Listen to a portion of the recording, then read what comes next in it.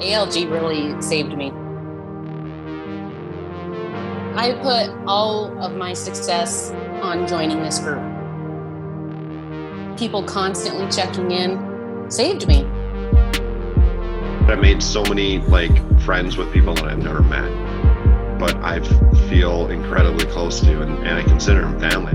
It really is a family. It is a place where you can just be yourself and there is no judgment. There is no shame. You are so welcome there.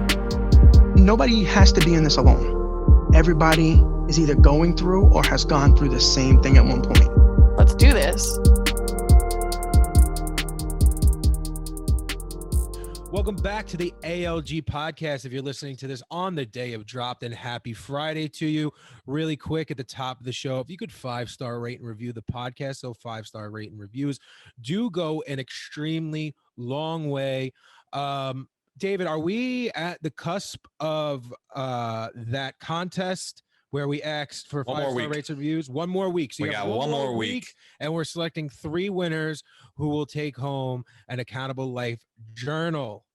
All right. So here we go. As always, I am John Arpino, otherwise known as J. Arpsterny, and I am joined alongside today by my partner in crime, David Roden, otherwise known as Fit_D-Rock, and we are the Accountable Life Group. And today we are diving way deep into childhood obesity. Bam, bam, bam. I have been waiting to do this podcast for a while. I wanted to talk about this topic, and it was just a matter of fitting it in and when we were going to talk about it. But I don't feel like there's a better time than right now. So let's just go on into it. I mean, David, we'll start off with you. Were you a heavy kid? As far back as you can remember, were you always heavy? Do you remember when your weight started to go up as a kid? Yes, I was basically considered overweight or obese probably after the age of, I was easily in 3rd grade, maybe 1st grade. Mm-hmm. So yeah, pretty much. Oh, actually, speaking of that, when I was at the lake house, I was pulling out my dad was going through the old life jackets, the floating jackets. Mm-hmm. And I had my old 7X one from back in the day. And then I found one that was a 2X that had 15 on it, which was my middle school number. And I put it on and I'm like, holy shit, this fits perfectly. That's crazy. So I'm the same size as I was in 5th grade. Yeah, I think I am now too. Yeah. Yeah. It's still kind of crazy to wrap your head around. Yeah. And I would say I'm the same size in the belly area, probably not in the shoulders and chest, but the belly. Yeah, probably. I don't know. I had sensory issues as a kid growing up. So I didn't wear jeans, not because I was too heavy. I just didn't wear jeans until probably I hated jeans. 3rd or 4th grade, maybe 5th grade. I just couldn't. I didn't like jeans, feeling and the texture just would Same drive me up a wall. But anyway, so early state childhood obesity. Always. What are some of your memories from back then?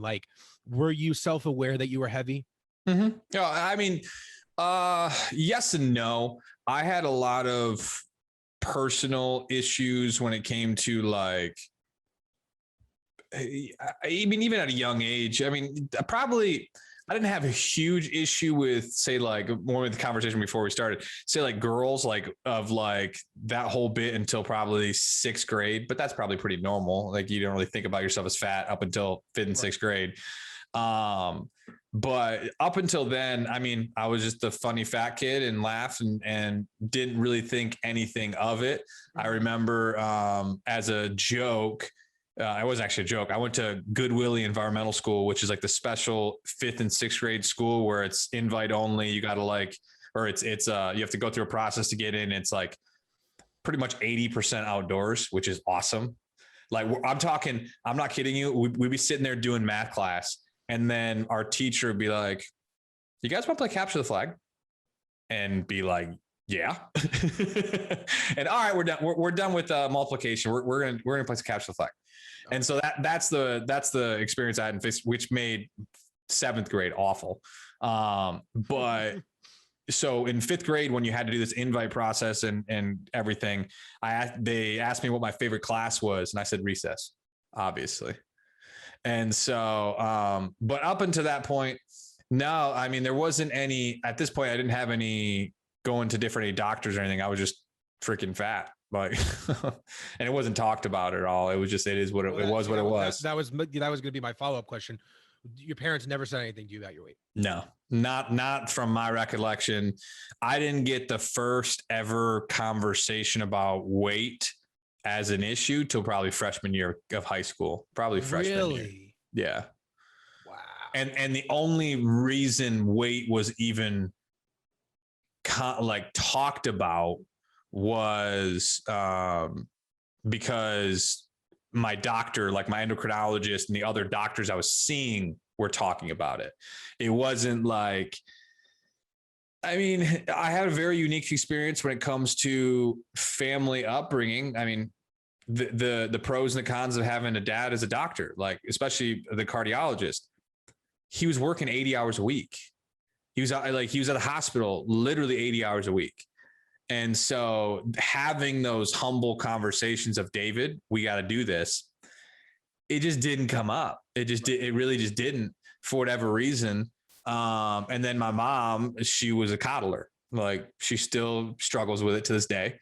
And whatever I wanted, I got, for a nuance of reasons. Her definition of love is gifts and doing everything. So like, I want to make sure my kids love me, know that I love them. So if David wants candy, he's getting candy. If David wants pizza, he's getting pizza. And like, that's just the way things were.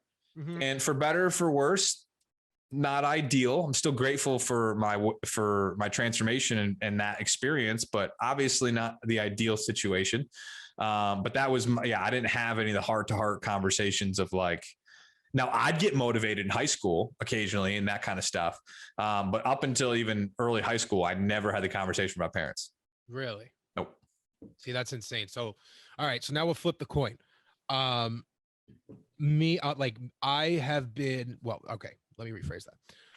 I have memories of being obese my whole entire life. I don't think that there was really, probably only up to like 2 or 3 years old was I not, on the pudgy end leading up to, severe, morbidly obesity issues, whatever. And it wasn't really a hidden fact, again, my medical background was a huge reason as to why I had such a massive weight gain. We don't really have to walk down that path again, but it was never a secret. Like, it was never a secret. John, you're heavy. Mm-hmm. John, you need to do something about your weight. John, there's a reason why you're not keeping up with your friends who are playing X, Y, and Z, and you can't run outside and play tag and, go do whatever. Like, John, you're the reason why you can't like keep up and run laps in Pee-wee football is because you're heavy and because you have bad asthma. Like, it was never a lie. And like, I have specific memories. So my grandparents, both sides, my mom and my dad's parents, both spoiled the crap out of me and my siblings. And when I was younger, whenever we would go visit my grandparents who live in Florida, they would always take us clothes shopping. They would take me toy shopping and they'd take me clothes shopping all the time, no matter what. And I have like very specific memories of walking into a JCPenney's and Macy's as a kid. And I never was in like the kids section or the boys section. That never existed. I was in the teen and young adult and then like adult section way early on. And I'm talking back in the day when like there was a time where like the kid version of Big and Tall was husky. I don't know if anyone else remembers this, but there was a while where there was the husky sizes. So I was a husky size in jeans and I was a husky size in t-shirts. And then I remember, do you remember the South Pole phase? Did you guys have that in Michigan where everyone was wearing South Pole and Echo, or was that like not a thing by you? Not that I recall. Yeah, I know. You guys were wearing Calvin Klein's out the fucking gate. It just happened. Yeah, I don't understand. Burberry fucking diapers over there. Well, anyway, we had a whole exact opposite. It was like Carhartt, and we got rural around us. All right. Anyway, stop it. So I could own, and I liked South Pole. Like all the older kids were wearing South Pole. I was still in elementary school. I had to be in like 5th grade. And I remember I had some older friends and they were all wearing South Pole and stuff. And I was wearing South Pole too. But the only reason why I was wearing South Pole is because it was the only thing that came in my size. Like what was in my age group was never in my size ever. Like it just wasn't a thing. But like, again, also like my parents, it would never be a hidden thing. Hey, John, you know, you're heavy, but also they had a really hard time telling me no when it came to food because one, I had a massive amount of food allergies. So I couldn't, you know, it wasn't like, okay, John, well, you're going to have some nuts in a salad with some whatever, and it's going to, in some tuna fit. Like that just wasn't a thing because I was allergic to everything. You know, there was a huge time in my life where I was allergic to regular proteins such as beef and chicken and turkey. Like I was on a complete just rice diet at one point in my life where everything had to be made with rice because I was just so allergic to everything around me. But anyway, so like my go-tos when I was younger was my diet was 97% pizza because I wasn't allergic to pizza. And that's all I wanted. And I had such a food addiction to pizza that they weren't going to tell me no. So like I was eating pizza, macaroni and cheese, Hot Pockets, Elio's, like all the time because that's what I could eat. But yeah, I mean, like and I have specific memories of fighting. So you didn't play any sports or anything? I stopped at Pee Wee football. I did a year and a half of Pee Wee football. I did. Yeah. With all the asthma and everything. 2 or 3 seasons at T-ball. And then that was it. Like, see, that's so funny. Cause the one thing I had before, cause I mean, I always played some kind of sport.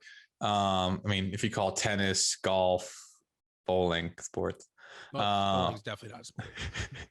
But 5th, 6th, 7th grade, I was on one of the best indoor soccer teams in like West Michigan. Obviously I was the goalie, but I was one hell of a goalie.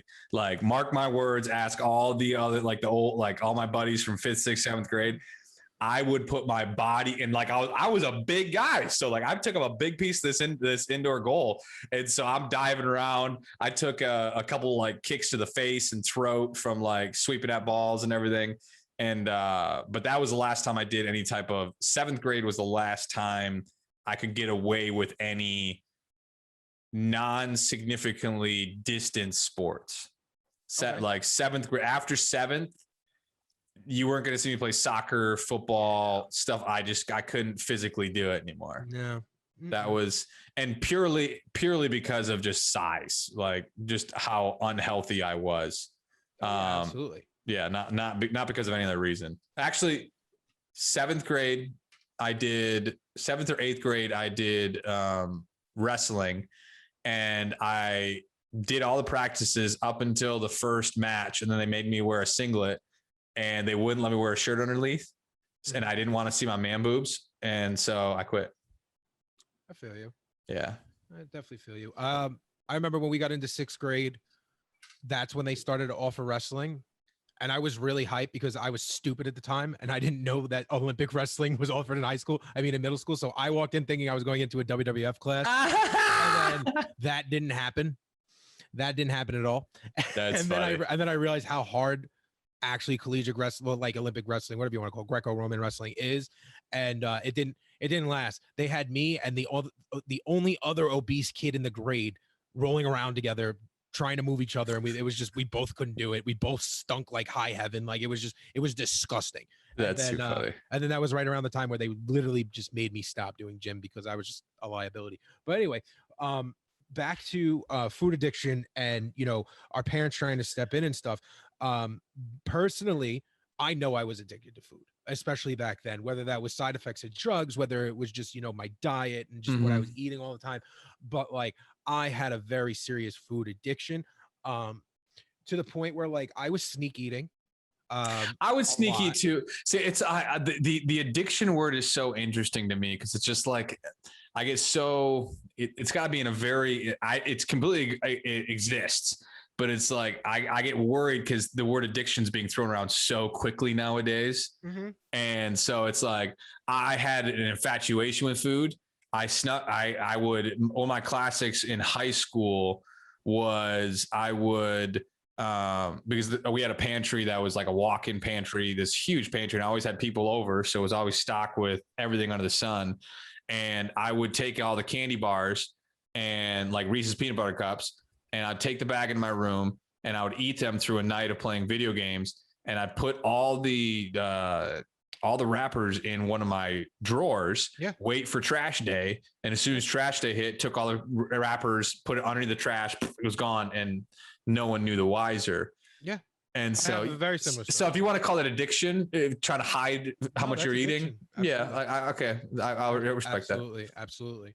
I knew that I had a food addiction because I could not go anywhere without eating. Like my mom, when I was a kid, would always have to pack me a snack somewhere. Or like if we went to the mall, we had to hit the food court. Or like if we were driving past a McDonald's, 99% of the time I'm telling my mom to pull over to go to McDonald's. But one like real specific memory that I have that haunts me to this day is my mom went to Costco, and I don't know if they still have this, but back in the day, you were able to buy like an industrial sized box of Rice Krispie treats. Like it had to be like 150 count or whatever of Rice Krispie treats. And it was like all the flavors that they made at the time. It was like 3 different flavors of Rice Krispie treats in this one big box. And my mom had put it in our laundry room, which was in our playroom downstairs in our house. And I found out that it was there. And over the course of like 2 to 3 days, I killed this box. Oh yeah. Okay. But I was hiding the evidence, but I was not the sharpest tool in the shed at the time.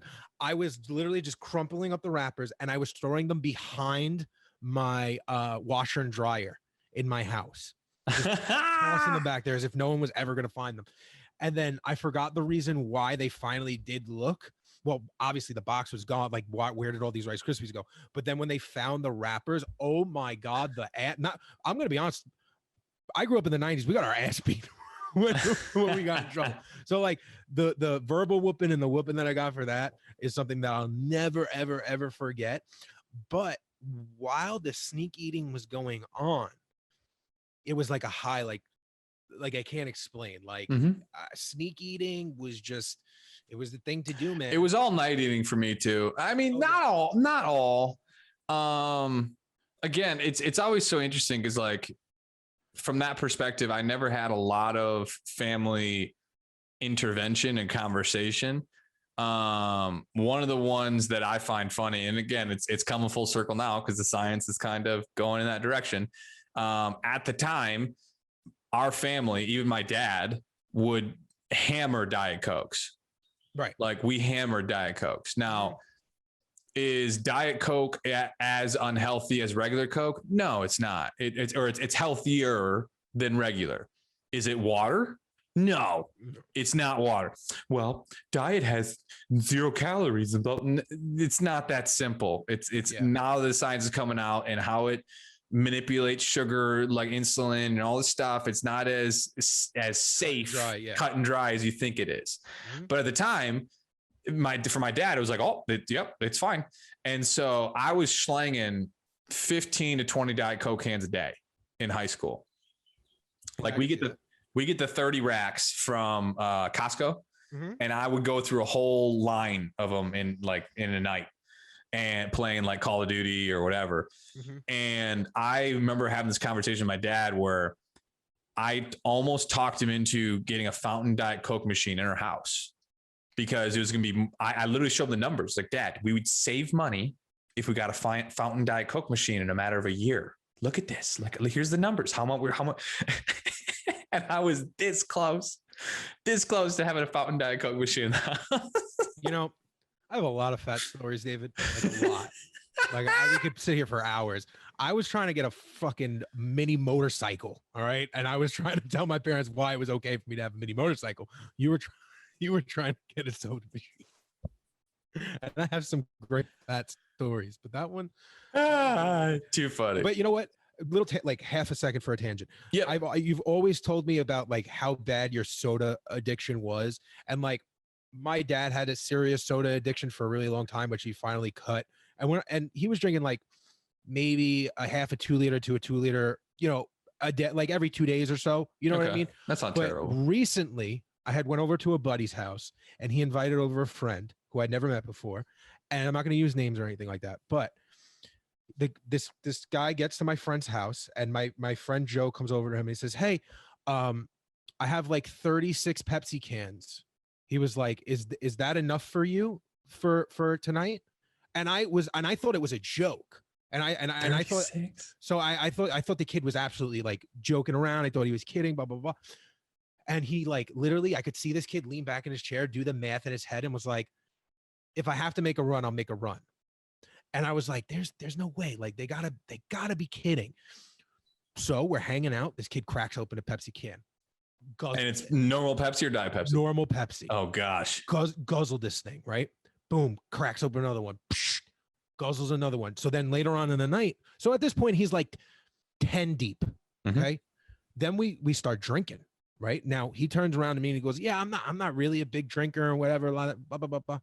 So the kid has a Jack and Pepsi, and then he has a chaser Pepsi, and he's chasing a whole Coke, a whole Pepsi and Jack, which had like no Jack in it, with a regular Pepsi. And I'm not kidding you with you. He killed over 36 cans in a matter of 12 hours in front of me. And I've never seen anything like that a day in my life, like ever. Holy balls. Wow. I was like, wow, this is real. I was like, I know that there's soda addiction out there, but I've never, ever seen it like this. Like I was like, oh yeah. I like, and it wasn't my place to like turn around to the kid and be like, "Hey, like, you want to have a conversation?" But yeah, no, it was, and you were the first person I thought of. I was like, damn, like, I wouldn't even. My best friend Phil would say, he would after like 4 or 5. I'd be like in the middle of a video game and I'd be like, "Hey Phil, can you get me one?" And he'd be like, "No, I'm not going to get you one. Like, get it yourself. I'm not doing it." And because I wouldn't even sip straight back, I would tilt my head to the side because a little less effort if you tilt your head to the side. And yeah, that was, and it's kind of going to the whole childhood obesity. And I think one of the things of one of the questions that I think, what's the question that someone asked with child on families or how to have the conversation? Yeah, something like that. Hold on one second. Because I'd love to go into that a little bit because I think the link between income and childhood obesity, that one. No, the family one. How to incorporate like family dynamics, blaming family. How to justify childhood obesity without blaming parents. Yeah, so like that kind of conversation. It's interesting because I'll kind of come at it from a couple of different fronts because like my whole thing of like.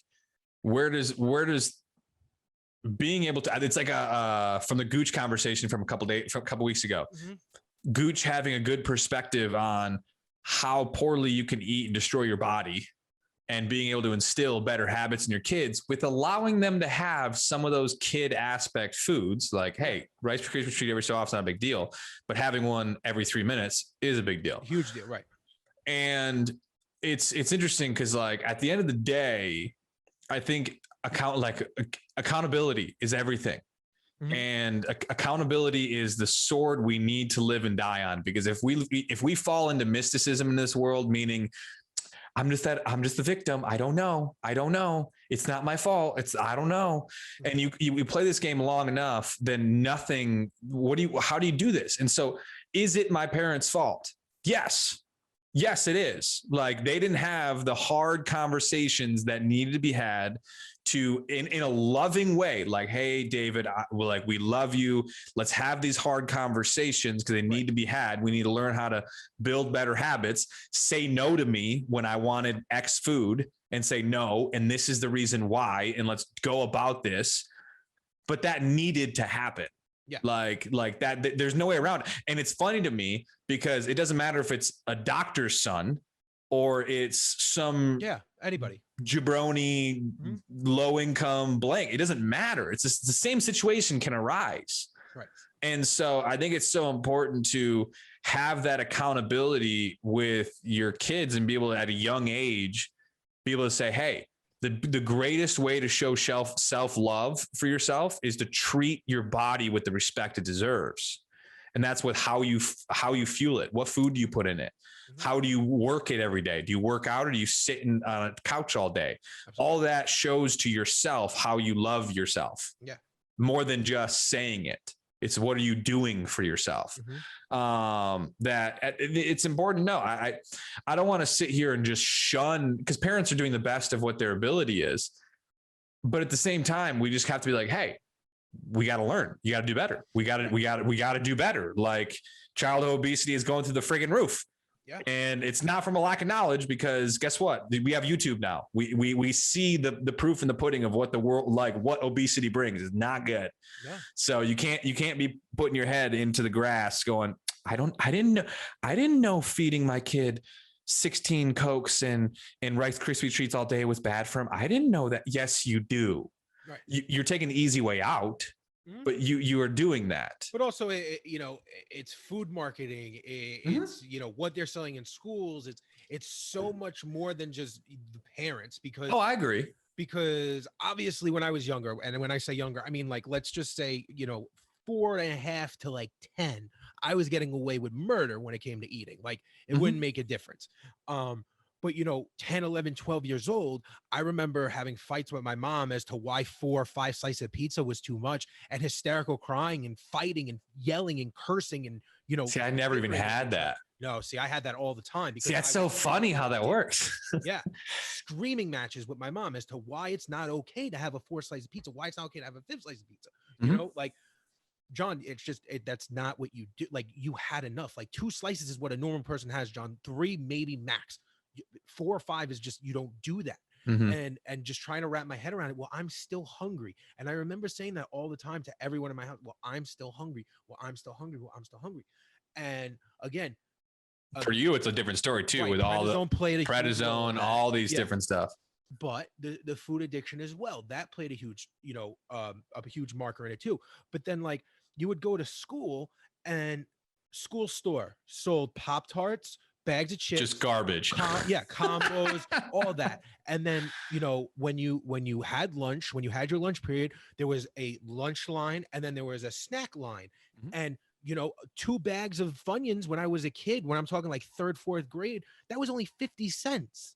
You know what I mean? So I came in with a whole $1, broke that shit. I had fucking 4 bags of Funyuns. And that was fine. Everyone was cool with that. Gushers were a nickel. Like, I'm not kidding. Like, I hate telling the story because like back in my day, blah, blah, blah. But I'm serious. Like, I specifically remember this. And I remember being like, you know what? Because I was not a gummy candy type of kid. Like, I was never like my go-to. And I would get I would have 25 cents. I had 50 cents, whatever it was. And I'd get as many bags of Funyuns as I possibly could.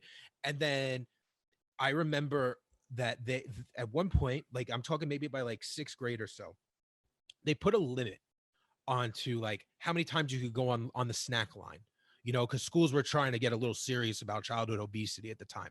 So they would put a limit on how many snacks you could have, how many times you go online, how many portions of lunch you could have, whatever. So I had a friend, a very skinny friend. Now, this is why fat kids hang out with skinny kids. I'm going to tell you all right now. I'm going to give you a little lesson. I had a friend who hardly ever ate his lunch, right? And I convinced him, just like I convinced my sister when I was little. I convinced my sister when I was little that she didn't like the crust on her Eggos. There's no crust on Eggos, ladies and gentlemen. And the whole thing is an Eggo. So I had my sister giving me like almost all for Eggos because I convinced her she didn't like the crust. So then I had this kid at school, totally like, I would just convince him that he'd never wanted, his pudding and like a half a sandwich. Just Dylan, you don't want that. And he would just give it to me. Right. So then I'd be like, hey, Dylan, you didn't go. And his name really was Dylan. I'd be like, hey, Dylan, you didn't go get school lunch today, right? Like you brought lunch. And he was like, yeah. So I'd be like, okay, here's however much lunch was in elementary school and middle school was. Go get mine. Go get a lunch. So he'd go get a lunch. And then I'd throw him on the snack line. Hey, Dylan, I want X, Y, and Z from the snack line. And he'd go up and he'd go get it and he'd bring it back and I'd be on my merry way and no one would know the wiser. You know what I mean? Like I was thinking of loopholes to give into my addiction at such a young age because again, I didn't know any better. And, we all went through this Happy Meal phase, right? Like Happy Meals were the shit when we were younger in the 90s. They had the best toys, right? I'm going to tell you right now, I was getting Happy Meals just for the toy, but I was getting an adult meal. Yeah. And it was a problem. Like it was a real problem. Like, and it was not okay. Like David, I'm not kidding you. Like I was eating 3 double cheeseburgers from McDonald's when I was 8 years old. Yeah, that's. I remember. Yeah, 8. I just don't remember 8. I remember I got what I wanted. like McDonald's, whatever. Yeah. I did, but I just I can't tell you what I was eating. But one of the things, cause like with childhood obesity, I really want to talk about here. And this is for like anyone who's listening to this, say that hasn't dealt with it. One of the things that like, obviously I'm grateful for having this experience because guess what? Regardless, it's my life. Right. So like, obviously I need to find ways to gratify that. Cause you can't, there's people in the ALG community that are still in the resentment phase and that doesn't work. No. Like that does not like you can't rob yourself of happiness from the past mistakes you've made. Absolutely. But if I had a choice, because there's no question there are lasting effects of living a child obese life. If I had a choice, I would obviously choose not. If that was an option, like if all of a sudden I'm back in 6th grade again and I never let that happen, I wouldn't. Like I would like from the standpoint of the lasting effects it has for the rest of your life, whether it's excess skin, whether it's your metabolism is just a little different, whatever it may be. And the reason why I say that is like having those loving, I don't know the strategy. I'm not going to say I know the perfect strategy to do this, but allowing a kid to get to 300, 400, 500 pounds before the age of 18. No, that's unacceptable. It's just not acceptable. Yeah. Like, even if the kid resents you, I'm sorry. I like doing something to at least keep it in check. Yeah. At any point in level is better than doing nothing. Right. And so, cause like pivot it to a cocaine addiction, pivot it to any other type of addiction. It's just not something that needs to be, well, he's going to get out of it. He's going to work himself out of this phase. Right. You got to be careful. You say that when he's a cokehead too? Like, no, you're probably not. So let's pump the brakes here. And like, I think it's a humble conversation to have. And I'm still grateful for my past, but I'm also I'm not going to sit here and give you sunshine and fucking rainbows. No. Like, oh yeah, I'm still so happy that I have a little bit of excess skin and I have to eat so much cleaner than ever. It's fantastic. Yeah. No, like I'm not going to say that. Not at all.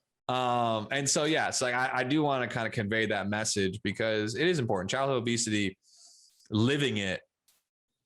Way different. Yeah. Way different. Way different. Yeah. Without I mean, it's a, some people are going to say you still resent it. I'm like, you can think that. It's not the point. But I think it's just a hard conversation to have, but I think it's truthful. I resent my childhood obesity. You know, I look at everything like a lesson that I was supposed to learn. And, you know, I look at everything like my life was planned for this. I don't resent it. If I could go back in time and convince myself that I could have been more athletic still at a bigger size, I would have, because I know for a fact that I miss out on a lot of fun stuff. Doing football with your buddies and all types of stuff. Like, all that stuff. Like 1,000%. But other than that, I really, you know, because for me, it's really hard because it wasn't just I wasn't just a fat kid. I was a sick fat kid.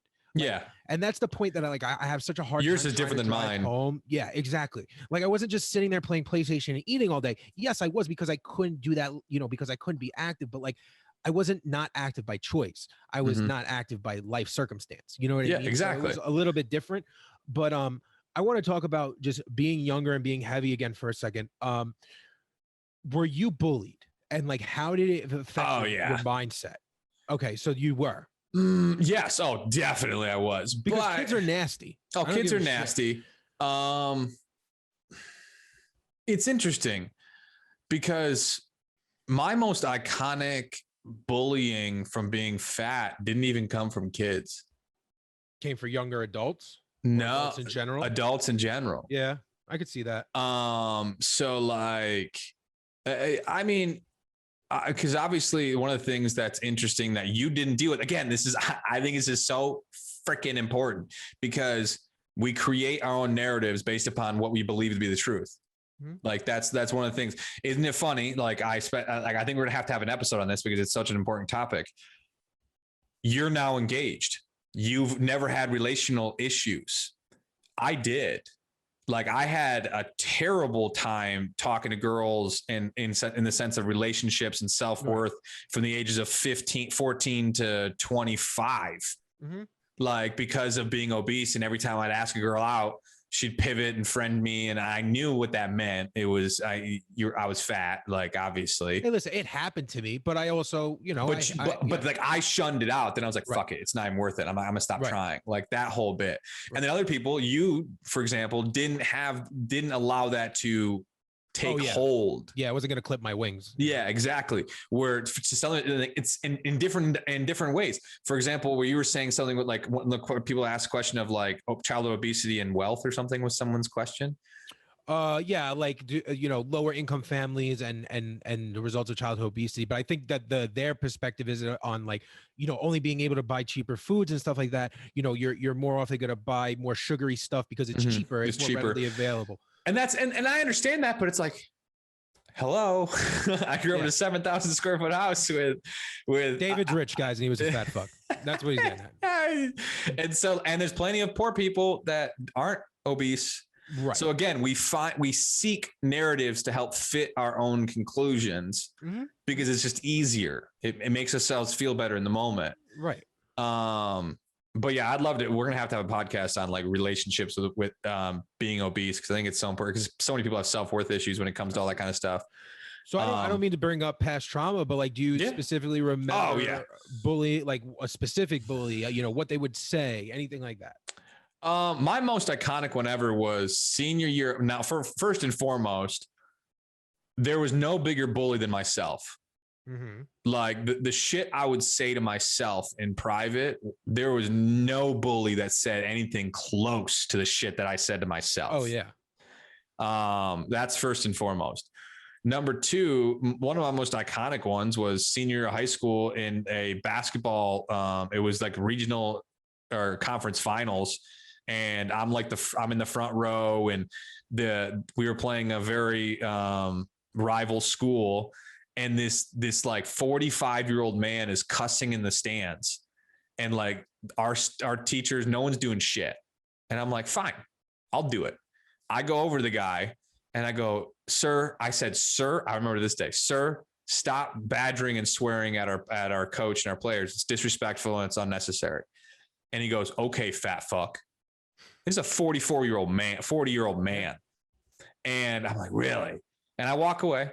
And he's over there, and we're on the opposite sides, and he starts doing this to me. Like, you're fat. And like, I start walking back over there to talk to him again. And the teacher stopped me and was acting like I was causing this. I'm like, bro, I was like, guys, you hear him saying fuck across the whole court and you're not doing anything. And I was over there just doing the respectful thing, and you're not doing shit. That's a whole story in itself. But like, that was one of the most iconic ones. When it comes to bullying I didn't get a lot, other than it was like the secret quiet thing that was there. But I was the biggest bully to myself than anything else. So I had one bully my whole entire, I had one bully face to face my whole entire life.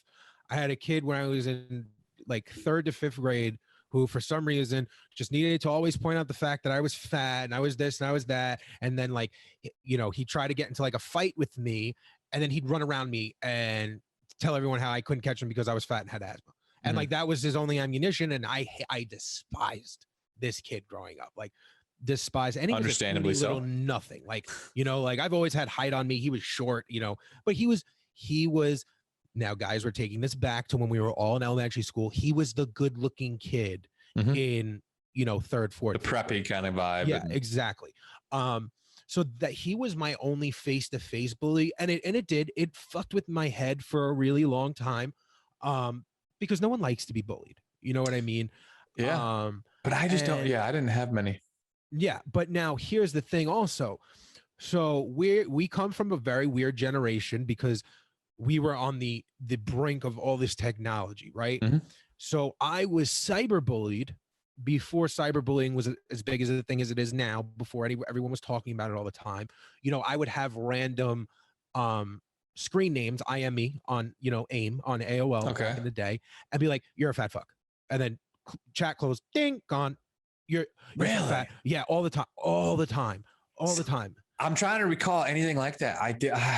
Dang it, because it's just hard to remember all that shit. So I could never point out like who it was. Yeah. Because I didn't know who it was. So in my mind, it was just always this kid forever. Like that was just fucking following me forever. And obviously it could have been tons of people, but no one would ever do it to my face. Yep. No one would ever do it to my face. But yeah, I was a victim of cyberbullying way before cyberbullying was like a big thing. I think, yeah. Gosh, I was just the funny guy that everyone liked. I didn't really I didn't have many quote unquote enemies. I had a couple kids that were like little jerks, but nothing significant. So I'm going to rapid fire a question for you right now. Fire away. All right. So, today we asked people on Instagram if they had any questions or anything that they wanted to state when it came to childhood obesity. So I'm going to read off one right now. Nikki from the ALG community wants to know, did childhood trauma affect your relationship with food today or back then as well? I would say, so that was the classic question to me was like, everyone thinks there has to be some trauma that puts food into the forefront. For me, I mean, yes, I like the only thing is obviously my dad working a bunch, and then my mom was a coddler, and then she focused on my brother a lot. And was I eating to get their attention? I just don't think so. Like I just was eating because I fucking enjoyed it. Yeah. I liked the taste of food and it was good. And it was what it was. Like, it wasn't like I look at it as trying to be as objective as possible. Was it a coping mechanism to deal with something? I just enjoyed it. And no one told me no. Mm-hmm. No, I agree. It was that simple for me. Did I go through a phase of calling all candy and all food? And there was a time where I didn't touch Diet Coke because how I associate it as just being nasty for you. Yeah. Do I have the occasional Diet Dr. Pepper now? Yeah, I do. Is it in any excess of what I used to do? No. But do I have it? But was there a phase where I went through this, like, I don't touch candy. I don't touch sugar. I went through a phase where I didn't touch it. Mm-hmm. And then I got through that phase and moved on. I think that phase is important personally. I like the idea of cutting off I'm a proponent of cutting stuff off and then reintroducing it in a better term. But that's just me. But yeah, but I went to that phase and I ended it. But I didn't really have food as like this overseeing, like some awful situation syndrome happened. No, I didn't, it's not how it was for me. See, I think for me later on in life, I still treated food like a security blanket, especially in the beginning of my journey, like way before gastric sleeve was even in the picture, like, just standardly trying to diet and lose weight. Mm-hmm. So like well into my my late teens, maybe early 20s, because I really started my journey around 22.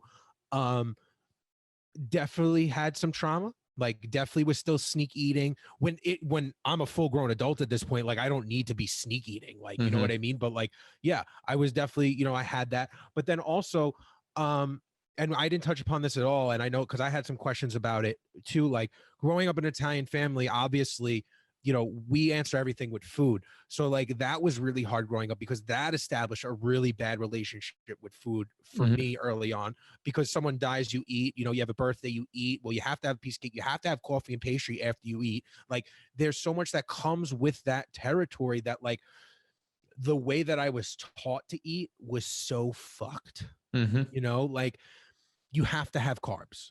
You know what I mean? Like, and it's a sin if you don't have carb. Well, you're not going to have bread with your pasta. So yes, I'm not going to have bread with my bread. I'm not. What are you doing? Yeah, exactly. And when I was a kid, my grandmother was making pasta and pizza at the same damn time.